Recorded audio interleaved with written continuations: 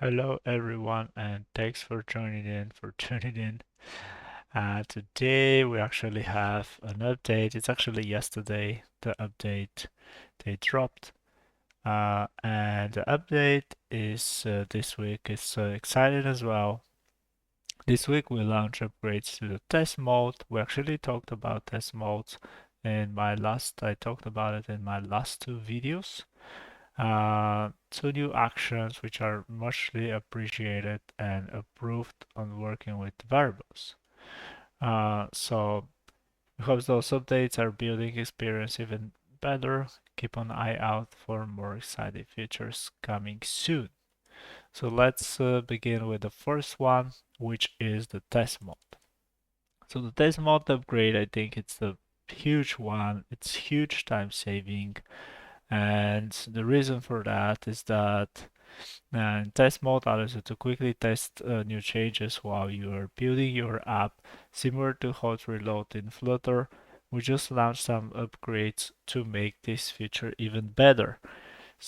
So they say that the pro user and the teams users, this is what the pro users, the team users, the upgrade is for. So we are upgraded the standard test mode session length to 30 minutes, which is great because before that it was only it was again the maximum time that you had was 30 minutes, but you had like constantly uh, instant reload after 10 or 8 or 5, it depends how many minutes you have, and then you have to instant reload. So in theory, if you don't click instant reload, you end up with, I don't know, like 10 minutes or something like that. And now you don't need to click instant reload if you don't want to see your changes. And now you actually only have this 30 minutes, so you don't have to insert reload if you don't want to see your changes. And we now show you how many minutes are left in your current test mode session, and you will be alerted when the session is about to expire. This is actually something very cool as well. I don't know if we will have the time to show you how the session will expire, but the new thing here is first you can see how many minutes are left. We didn't have that before. You can see it over here. This is my test mode. You can see that the test mode is limited to 30 minutes. Your expires in 25 minutes. I just load that in 5 minutes ago, it seems. The thing here is that you can see right now the test mode is not still loaded, but your time is expiring. So keep that in mind that the time that the test mode is about to expire is actually loading time as well. So if in my case my app loaded for 5 minutes, so you can see how many minutes took for the app to load. So it mostly it's 6 minutes, almost 6 minutes. The time was to load my app. And now I have the total of 24 minutes. Before that, we had like 8 minutes.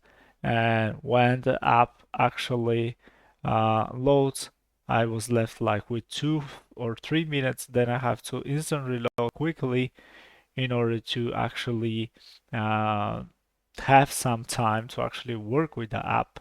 So it was like mostly loading all the most of the time. And now we have this 24 minutes. I can work with my app. I can see what's going on. Then the instant reload will take like 1 minute, around 1 minute for my app, which had like more than 50 pages. Maybe if your app it's smaller, it will take less than this time. And then the other cool thing is that when when the time expires, you get a notification over to the bottom of your screen. So let me fix that. I don't know why I didn't fix my screen. So let me fix my screen. So yeah, you get in the bottom of the page that your session is about to expire. Click, it will be a green message and it says click to renew your test session. And when you click on it, what you happen is that it will open a new tab and it will start to it will start a new session. Previously, that was not possible. For example, if I go to my project right now and if I try to start a new session like that, it will actually says that I already have a session, I cannot start another session, and if I click here, I'll open the same session. So you can see from the arrow, probably it's not very visible, but probably you can see from the arrow that it's actually the same session. But what you can do right now is that you can start a new session when you are left with 5 minutes or something like that. You can start a new session, and this new session will actually you actually have two working sessions. So the one will load and the other one will you work with it. And the other cool thing is that previously when the session expired, you actually get a message. This everything will disappear and you just get a message that your session is expired. And that was very annoying as well, to be honest, because for example, I had this like the session was loading previously, and then while it was loading, it says that the session is expired, or that the session just loaded, and I wanted to test some things, and then it says the session is expired. But right now, even if it expires, it will actually you can still use the session, so you can still you cannot instantly load, but you can still use the session. You can use your project. So this is great actually. It's super improvement. I really like the new improvements that they did. And this is actually for all users that the session will continue to interact. You can continue with interact with your session after the session expired, which is I think it's very, very cool. And this is what you get. I don't know why I cannot click on images. I think this is something Circle related because the platform for the community for the flow is using is Circle. But yeah, if you cannot see it, the idea is that you get on the top right, so you get over here that says expired, and the instant reload button will disappear, and the only button that you have on the top right to do will be the new session. So when you click on the new session, you can roll the new session, but you can still interact with the old one, which is, as I said, totally great. I really like that. So let's go to the other one. I will not spend so much time on the other things because I think this was the most excited one. But this is actually very good as well because it's an action to delete user account and data as well. So before that we had action to delete user account, but didn't have an action to delete the actual data. So we simplify the process for deleting a user account and associated data. We're adding a new action to delete the user account in Firebase actions, Firebase authentication, delete user. So if we go to actions, so let's try some random text. And let's go to action. I'll delete this one because I don't need it. And I'll have a new action, and this action will be Firebase authentication, so it's this one. And then we should have a new action which is delete user, and it says delete the user from Firebase out. We go to Firebase settings to configure which Firebase records to delete when a user is deleted. So let's go to Firebase records, and then I think it's in the settings. And when I go to the settings, it says delete user reference. And here it says when the user is deleted from the Firebase authentication, delete all their data from Firestore. Check which collections you want to delete data from in the Firebase rules table below. So this is a rule that will be created. It's actually a Firestore cloud function which will do that. And then if I go over here, this will be if the document should be deleted from the collection when the target user is deleted.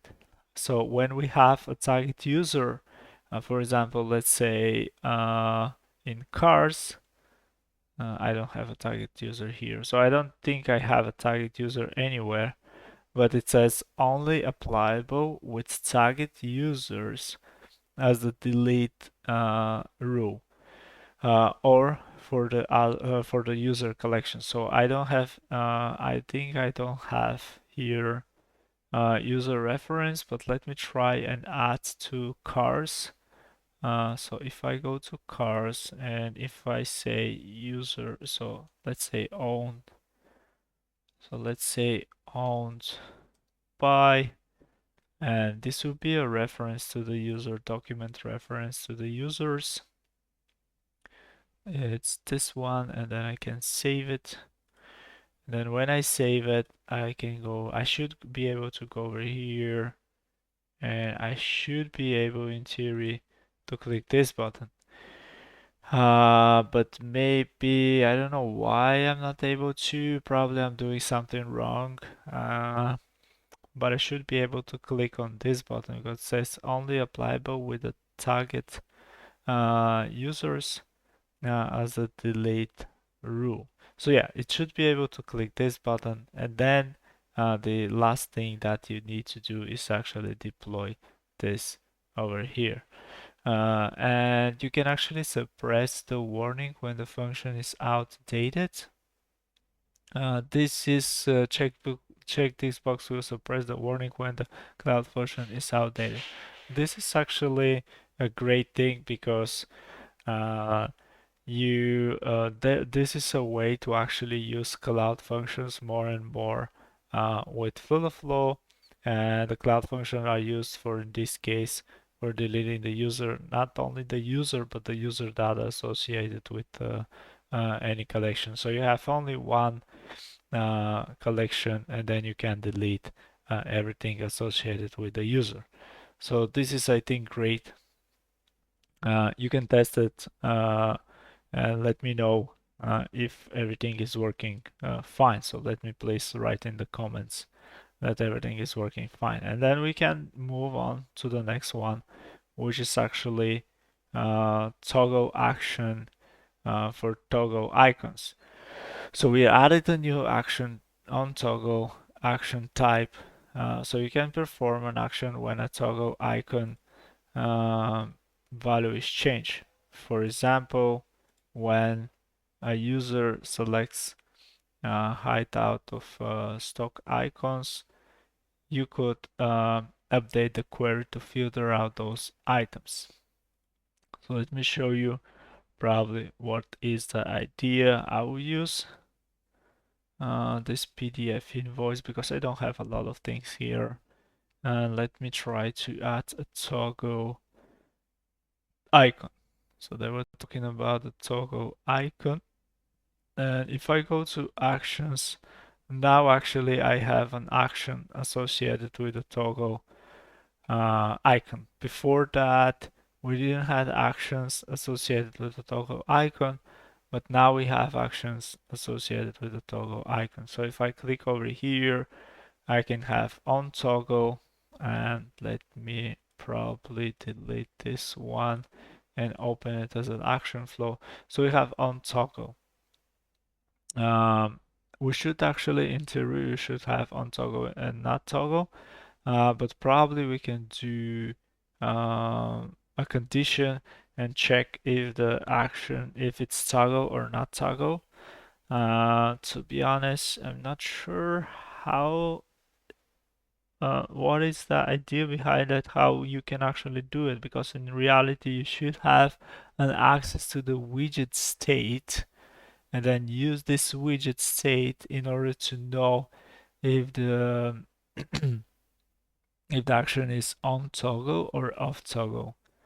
Not sure about it, to be honest, but let me know in the comments below if you actually know, because this is on toggle and there should be an action to go with off toggle, right? Because we're on toggle it.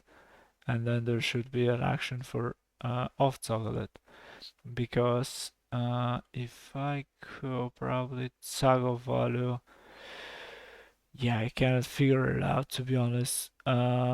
It's the image here, it says that yeah, I think the whole idea is that you have only one action, which is on toggle, and this on toggle will be off toggle and on toggle.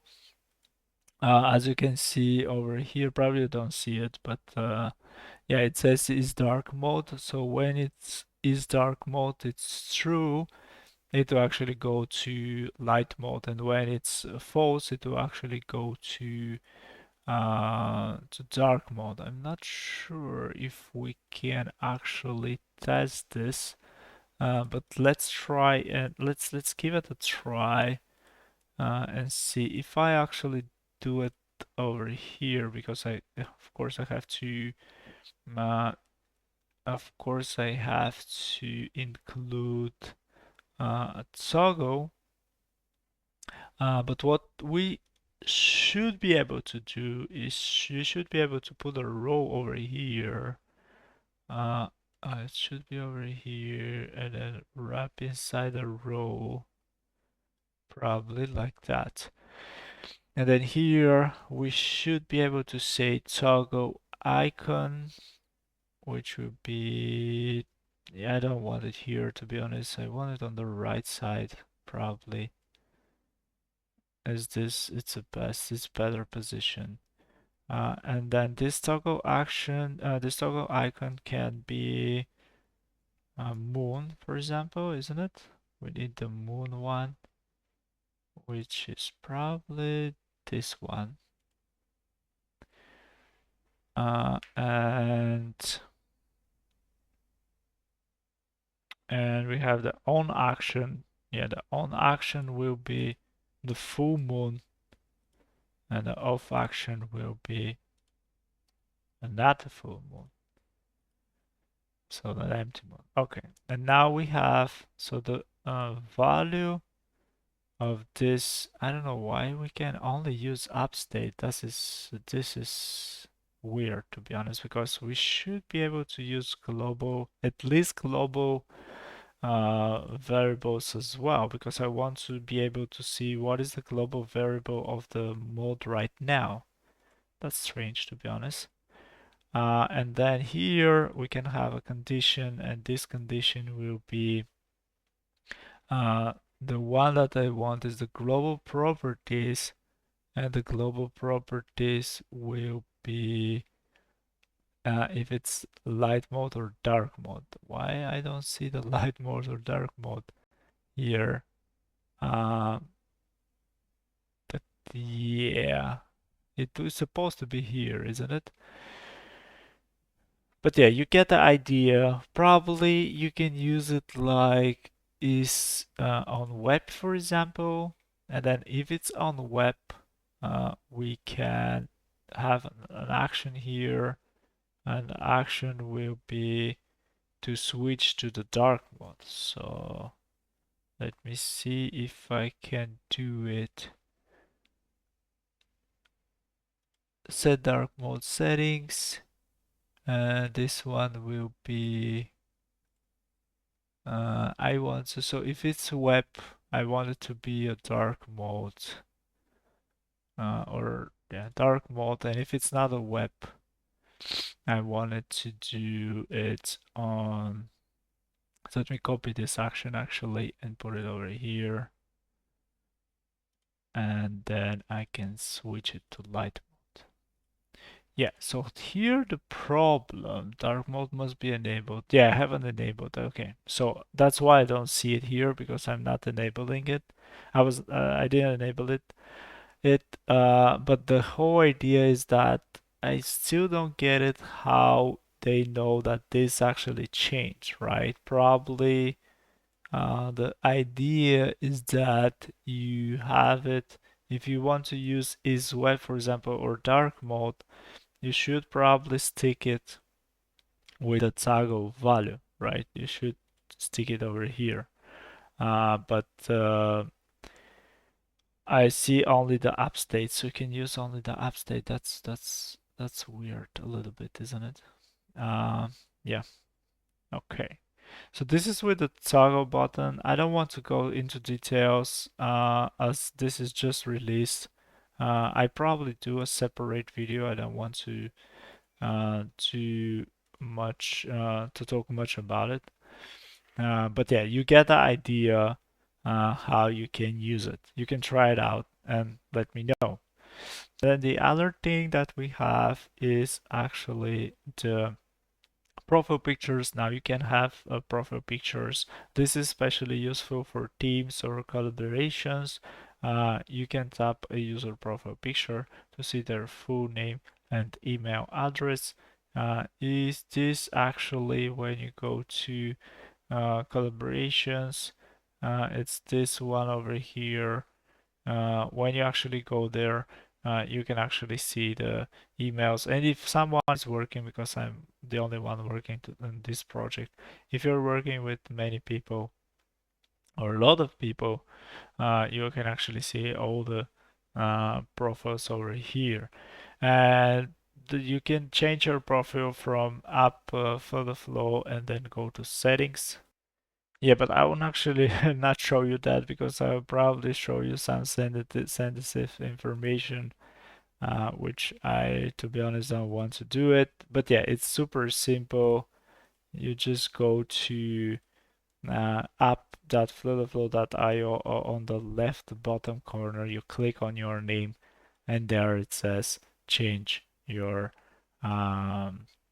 upload of profile photo. And then you can see it like that. It's all the people and their names and their emails. Yeah, this is very useful. And then the last thing that we have is set from variable. And when we go over here, we can have set from variable improvements. So we'll redesign our set from variable flow so that you can create and clear new items in just one click. Setting multiple fields from variable is much more easier.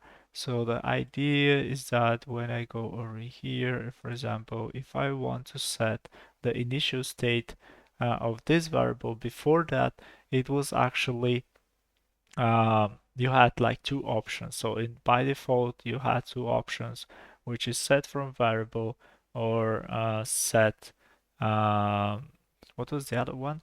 Set from variable and set a specific value. Exactly.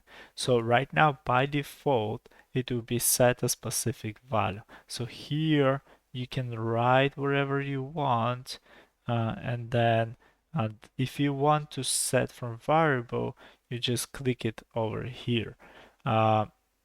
You say there's not a lot of difference, but it is actually a difference because if I go to conditions, so for example, if I go over here, now you can see it that you have it the same design over here, the same UI over here, or user experience, which is also great. The thing that is actually very good is that it saves you from clicking when you want a specific value. So when you want a specific value, you can just write it over here. And before that, you have to click a specific value, just select it from the drop down, and then write it. But now you just write it. If you just leave it empty and then you put something else, so let's put like from the constant, for example, doesn't really matter, empty value. And now when you have this empty value, you can actually delete it, remove it like that, or you can actually copy it, right? So when you can copy almost everything when you select this option and then copy variable, and then you can use it elsewhere. This is great when you have conditional visibilities or values that you need to be copied across all your projects. And yeah, I think this is great as well. And we'll finish up, or we'll wrap up this text. Sorry, I had to change the text because it was not actually visible. But we're talking about other improvements. So the other improvements that you can add it, added variable option to go from timestamp to Unix timestamp.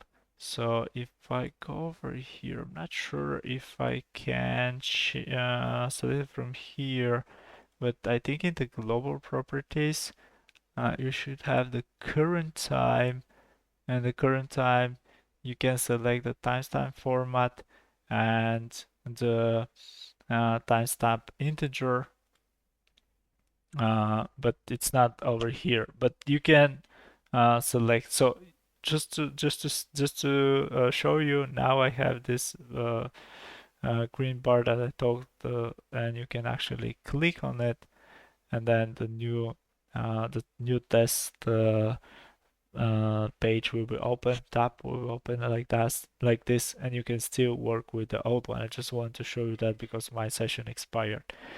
So yeah, you can actually change, added the variability options, variable options to go from timestamp to Unix timestamp integer. So the one is date time and the other is an integer actually.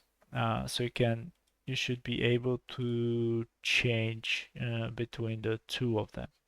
I'm not sure how you can, where's this option, to be honest. They didn't said about it. Probably it's something related. I'm not sure if you can change the global time, because the global time will come as a date or timestamp. Yeah, exactly. So the global time will come from the time, it will come as a timestamp, because in Firebase it is recorded as a timestamp. That's why you get it as a timestamp, and probably that's why you cannot change it. I'm assuming that. But it says timestamp from Unix timestamp. There's probably this one that that is the new option. And this global timestamp can come from the current timestamp, and it will actually, yeah, this is the option that this is the new option, and it will say timestamp to integer. So this is basically like from date to timestamp, and it will actually convert it to timestamp, and you have the microseconds, seconds, milliseconds, and seconds. So you can just choose confirm this, and the unit will be seconds again. And if I save this, this should be probably the time in timestamps. So I cannot show you over here, but this is now loading. It's still loading. But let's move on to the next one. We now allow multiple action parameters from custom widgets. So let me show you real quickly what is this. If I go to custom widgets, like for example, this custom widget, we can now go to add parameters, and we can add an action as a parameter. So we can add an action as a parameter, and previously we could only add one action as a parameter, but right now we can actually add, so this can be action 1 and this can be action 2. So now we can add more than one actions in our custom widgets, which is great.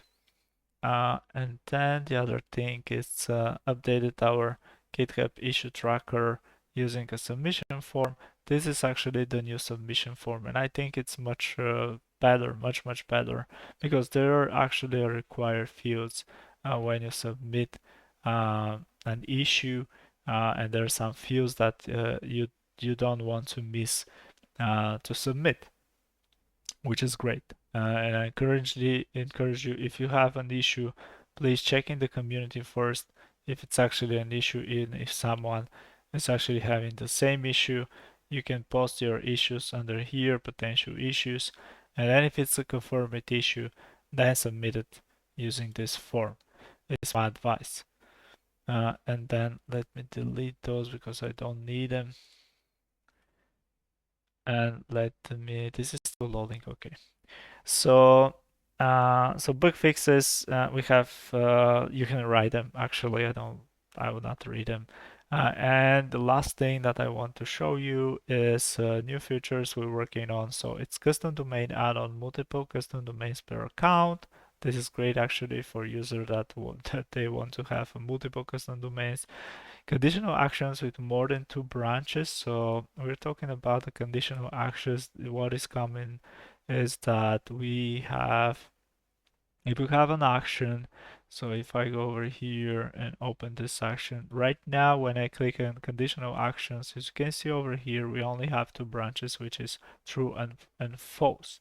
I'm actually not sure what is the idea to have more than one, because the if statement, we only have true or false, but probably if you have some more complex statement, like for example, we have this conditional value, which is if then or else, if. Of course you have like more than 2 branches, right? Because the if one will be one branch, the else if will be another branch, and the else will be a third one. And in theory you can actually add infinitely amount of if else branches this way. So probably I will assume it will be something like that in the future. You have like infinity branches here. I think this would be the idea. I'm not sure about it. And then the ability to set default theme styles, border radius, border color. This is actually great as well, because right now when I add a button, in Play-Flow, it's actually, I cannot set, I think I cannot set by default. I think the color, I can set the color, because if I use the primary color, I can just change it from the settings. So if I go to settings, I can change the primary color from over here, and I will change the primary color. But if I want to change the border radius, for example, or the padding probably is not included. I'm assuming the padding is not included, but yeah, the border radius, the button color, and so on and so forth. So I think this will be great as well. And almost the last thing is ability to accept the raw text API responses. So right now in API calls you only have the response actually will be I think JSON format, and then you have the ability to accept also a rough text. So you can actually, the response can be actually only text. And the last thing is read-only project access. So this is actually a great thing, because if you want to share your project and you don't want people to mess up with your project, you can give them a read-only project access, and they can just read only your project. So yeah, I think this would be a great feature in the future as well. So thank you very much for the Flow for those amazing upgrades. Test the test mode and let me know what you think about it in the comments. Thank you very much. Have a nice day. Bye bye. Take care.